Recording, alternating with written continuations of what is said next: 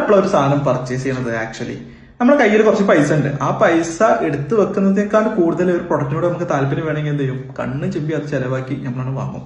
ചിലപ്പോൾ ആ സമയത്ത് തോന്നിയൊരു താല്പര്യം, ചിലപ്പോൾ കുറെ ആലോചിച്ചെടുത്തൊരു തീരുമാനം. ബിസിനസ്സിൽ എപ്പോഴും ഈ സൈക്കോളജിക്ക് ഇത്ര ഇമ്പോർട്ടൻസ് ഉണ്ടോ എന്നൊക്കെ പലരും ചോദിക്കാറുണ്ട്. ബിസിനസ് ഒരു ക്യാഷ് ഫ്ലോ അല്ലേ, റവന്യൂ ജനറേറ്റ് ചെയ്യുക, പ്രോഫിറ്റ് ഉണ്ടാക്കുക, ഇങ്ങനെയൊക്കെ അല്ലേ എന്ന് ചോദിക്കും. എന്നാൽ നമ്മൾ ഉണ്ടാക്കിയെടുത്തിട്ടുള്ള പ്രൊഡക്റ്റിനോ സർവീസിനോ ഒക്കെ ആളുകളുടെ പൈസ ഹോൾഡ് ചെയ്യാതെ അത് വാങ്ങിപ്പിക്കാൻ എത്രത്തോളം പ്രേരിപ്പിക്കുന്നുണ്ട് എന്നുള്ളത് ഭയങ്കര ഇമ്പോർട്ടന്റ് അല്ലേ. പ്രൊഡക്റ്റിന് മാത്രമല്ല, പല ഘടകങ്ങളിലും പാക്കേജ് ഡിസൈനാവാം, സെയിൽസ് ടീമിനാവാം, സെയിൽസ് ഫ്ലോക്കാവാം, നമ്മളുടെ ഓഫീസ് വൈബിനാവാം, നമ്മളെ സ്റ്റോറിന്റെ സെറ്റപ്പ് കാര്യങ്ങളാവാം, എല്ലാ ആംഗിളിലും ഇത്തരത്തില് കസ്റ്റമേഴ്സിന് അവരുടെ കയ്യിലുള്ള എമൗണ്ട് ഹോൾഡ് ചെയ്യാതെ നമ്മൾ പ്രൊഡക്റ്റ് വാങ്ങാൻ എത്രത്തോളം പ്രേരിപ്പിക്കുന്നുള്ളത് ഭയങ്കര ഇമ്പോർട്ടന്റ് ആണ്.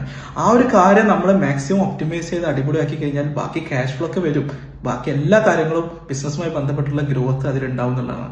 അതുകൊണ്ടാണ് കസ്റ്റമർ സൈക്കോളജി വളരെ ഇമ്പോർട്ടന്റ് ആണെന്നുള്ളത് നമ്മളെപ്പോഴും പറയാറുള്ളത്.